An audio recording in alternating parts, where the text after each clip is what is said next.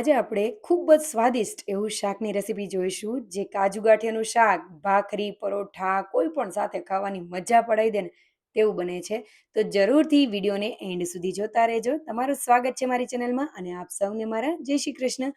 તો ચાલો શરૂ કરીએ આજની આ રેસીપી. તો સૌથી પહેલાં અહીંયા મેં થોડા વેજીટેબલ્સ લઈ લીધા છે, જેમાં ટમેટાં, મરચાં, ડુંગળી, લસણ, કોથમરી, કાજુ બધું રાખેલું છે, લીમડો છે. હવે આપણે કોથમરીને લઈ લઈશું, તો તેમાંથી મેં દાંડલી જે હોય તેને સાઈડમાં રાખી દીધેલી છે. થોડી એવી કોથમરીને આપણે ખરલમાં એડ કરી દઈશું. બાકીની જે કોથમરી છે તેને બારીક એવી ચોપ કરી લેશું, અને જે આ રીતની દાંડલી છે તેને પણ નીચેની જે દાંડલી થોડી વધી છે એને પણ સાઈડમાં રાખી દઈશું. તેનો પણ આપણે ઉપયોગ કરવાના છીએ. હવે આપણે મેં અહીંયા 3 ટમેટાનો ઉપયોગ કરેલો છે ટોટલ. તો મેં અહીંયા ટમેટાને આ રીતે મોટા એવા કટ કરી લીધેલા છે, અને તેને આ જે લસ્સીનો જે ગ્લાસ હોય ને તેમાં એડ કરી દીધેલા છે. તમે મિક્સર જારમાં એડ કરીને પણ પીસી શકો છો, પણ આ રીતે મને બ્લેન્ડરથી ઇઝી રહે છે, તો હું આ રીતે જનરલી કરતી હોઉં છું એટલા માટે. હવે એક મરચું જે છે તે ખરલમાં આપણે મોટા પીસીસ કરીને એડ કરી દઈશું, અને એક મરચાંને બારીક એવું કટ કરી લેશું. હવે આપણે ડુંગળી લઈ લેશું. તો ડુંગળી મેં અહીંયા મીડિયમ સાઇઝની લીધેલી છે. આ રીતની 3 જેટલી ડુંગળી લીધેલી છે. તેને પણ આપણે થોડીક મોટા એવા પીસીસમાં કટ કરી લેશું, જેથી કરીને જલ્દીથી તે પીસાઈ જાય. તો આ રીતે મેં ડુંગળીને કટ કરીને સાઈડમાં રાખી દીધેલી છે. હવે લસણને લઈ લઈશું. તો લસણને આપણે ફોલીને તૈયાર કરી લેશું. અહીંયા તમારે લસણની ચટણીનો ઉપયોગ કરવો હોય તો એ પણ કરી શકાય, તેનો પણ ટેસ્ટ ખૂબ જ સરસ આવે છે. તો હવે આપણે લસણ ફોલી લીધેલું છે, તો આપણે ખરલ લઈ લેશું. તેમાં કોથમરી, મરચાં એડ કરેલા છે. હવે તેમાં લસણ આપણે એડ કરી દઈશું. તો તમને જે રીતના ફાવતું હોય એ રીતે લસણ એડ કરવું. લસણનો ટેસ્ટ ખૂબ જ સરસ આવે છે. હવે આપણે આદું તેમાં ખમણી લેશું, અને જેથી કરીને શું થાય કે જલ્દીથી તે પેસ્ટ થઈ જાય એટલા માટે. નહીં તો તમે આખો કટકો નાખો તો પણ વાંધો ન આવે, અને ઇનકેસ તમારી પાસે ખરલ ન હોય કે એમાં ન કરવું હોય તો મિક્સર જારમાં પણ આ રીતે કરી શકાય. પણ ખરલનો ટેસ્ટ મને બહુ ગમે છે ખરલમાં કરવું, એટલા માટે મેં કરેલું છે. તો હવે સરસ એવી આ રીતનું તેને ખાંડી લેશું. હવે આપણે કાજુ લઈ લેશું. તો તેને મેં અહીંયા, તમારે જેટલા પ્રમાણમાં કાજુ ગાંઠિયાના શાકમાં એડ કરવા હોય એટલા લઈ શકો છો. મેં અહીંયા રફલી એટલે કે અંદાજિત જ લીધેલા છે. તેના બે બે ટુકડા કરી લેશું. હવે આ રીતે બધા કાજુને આપણે તૈયાર કરી લેવાના છે. તો આ રીતે બધા ટુકડા થઈ ગયા છે. હવે તેને સાઈડમાં રાખી દેશું, અને મિક્સર જાર લઈ લેશું. તેમાં આપણે શિંગદાણા થોડા અને થોડા એવા તલ એડ કરી દેશું, અને સરસ એવા તેને ગ્રાઇન્ડ કરી લેવાના છે. તેને પલ્સ મોડ ઉપર કરશો એટલે સરસ એવું થઈ જશે, કારણ કે આપણે ક્વોન્ટિટી ઓછી લીધેલી છે. તમારે ખાંડવા હોય તો ખાંડી પણ શકો છો, પણ આ રીતનો આપણે પાવડર તૈયાર કરવાનો છે. અધકચરા એવા નથી રાખવાના, પણ આ રીતનો પાવડર કરીશું. હવે આપણે એ જ મિક્સર જારમાં ડુંગળી, કોથમરીની દાંડલીઓ એડ કરી દેશું, અને તેને આપણે પીસી લેશું. આ રીતે જ્યારે તમે ડુંગળી પીસો અને એમાં કોથમરીની દાંડલીઓ કે એ દાંડલીમાં પણ બહુ ફ્લેવર હોય છે, તો એ એડ કરશું ને તો તેની સુગંધ બહુ સરસ આવે છે, ટેસ્ટ પણ બહુ સરસ આવે છે. હવે આપણે ટમેટા જે છે તેની પણ પ્યુરી બનાવી લેશું. તો આ બધી પ્રિપેરેશન હું પહેલાં કરી લઉં છું, જેથી કરીને આપણને ફટાફટ આપણી રસોઈ બની જાય. તો સાઈડમાં હવે આપણે મસાલા પણ પ્રિપેર કરી લેશું. તો તેમાં મેં લવિંગ, તજ, તમાલપત્ર અને જે મરચાં છે તો મેં એ લીધેલા છે, બોરિયા મરચાંનો ઉપયોગ કરેલો છે.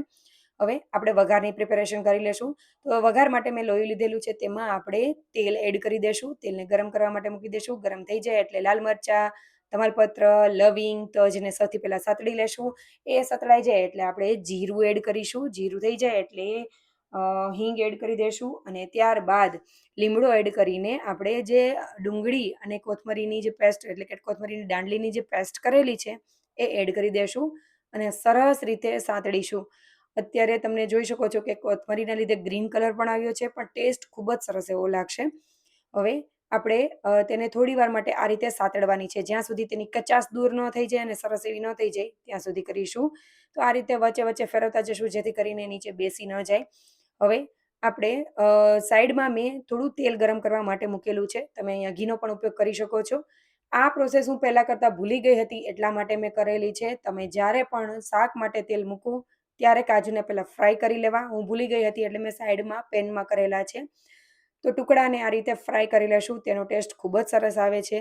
ઘણા લોકો કાચા પણ એડ કરતા હોય છે, પણ જે ફ્રાય થયેલા હોય ને તેનો ટેસ્ટ સરસ આવતો હોય છે. તો એ આપણે કરી લેશું, સાઈડમાં રાખી દેશું. હવે ડુંગળી પણ સરસ થઈ ગઈ છે, તો આપણે લસણવાળી જે ખરલમાં પેસ્ટ કરેલી હતી એ ખાંડેલું આપણે એડ કરી દેશું, અને સરસ રીતે હલાવી લેશું.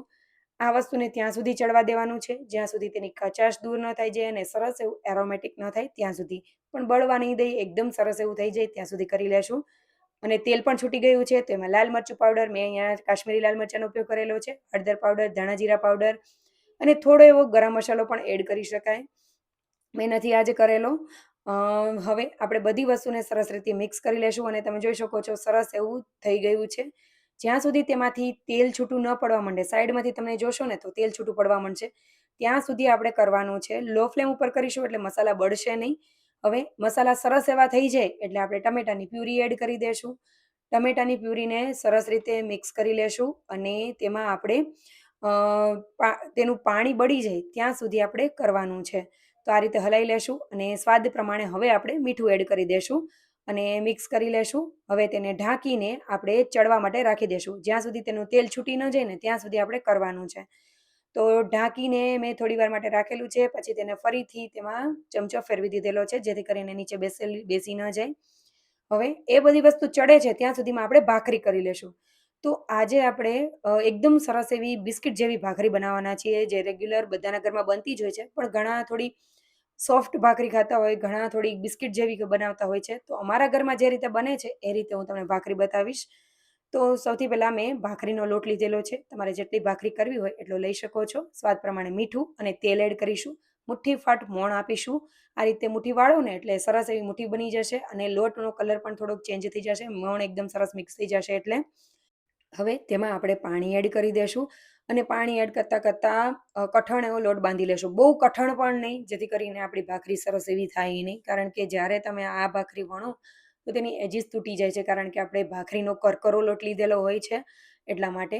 તો આ રીતે મીડિયમ હાર્ડ એવો લોટ બાંધીને તૈયાર કરી લેશું અને તેને સાઈડમાં રાખી લેશું. 3 લુવા કરેલા છે, મતલબ 3 ભાખરીનું મેં કરી લીધેલું છે. હવે તેલ સરસ એવું જે ટમેટાની પેસ્ટ છે તેમાંથી છૂટી ગયું છે એટલે મેં કાજુ એડ કરી દીધેલા છે. સરસ રીતે મિક્સ કરી લેશું. થોડી વાર માટે હલાવીને આપણે ગરમ પાણી એડ કરવાનું છે.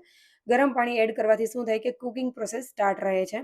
હવે આપણે જેટલું તમારે ગ્રેવી જોઈતી હોય એ રીતે કરવાનું અને અહીંયા થોડી એવી ગ્રેવી રાખવી, બહુ વધારે પતલું પણ નહીં કરી દેવાનું અને બહુ વધારે ઘાટું પણ ન રાખવું. એટલે આપણે એ રીતની ગ્રેવી કરી દેશું અને આ રીતે ગરમ પાણી એડ કર્યા પછી સ્વાદ પ્રમાણે મીઠું એડ કરી દેશું અને સાથે મેં જે શિંગદાણા અને તલનો ભૂકો છે એ પણ થોડો 1 થી 1.5 ચમચી જેટલો એડ કરેલો છે. તો એ એડ કરીને તેને ઢાંકીને રાખી દેશું. તેમાં સરસ એવી ઉપર તેલ છૂટી જશે અને સરસ એવું તે ચડી જશે. હવે ત્યાં સુધીમાં આપણે ઢાંકેલું રાખ્યું છે ત્યાં સુધીમાં આપણે ભાખરીને વણી લેશું.